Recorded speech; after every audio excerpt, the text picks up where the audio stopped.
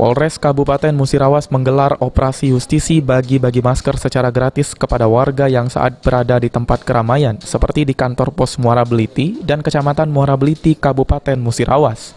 Operasi ini dilakukan oleh Polres Musirawas setiap hari, di mana minimal 100 masker dibagikan kepada masyarakat yang tengah berkerumun. Kegiatan yang dilakukan oleh Polres Musirawas ini sendiri disambut baik oleh warga, karena warga bisa selalu mematuhi protokol kesehatan COVID-19. Karena tim justisi Polres Muara diwajibkan untuk memberi himbauan kepada masyarakat, khususnya masyarakat yang sering berkerumun.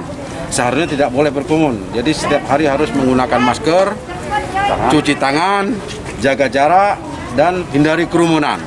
Karena itu jangan sampai menimbulkan klaster-klaster baru seperti ini. Nah, jadi Polres Muara setiap hari membagikan masker. Total masker ini dan?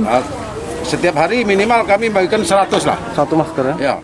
Adi Arianza, PAL TV.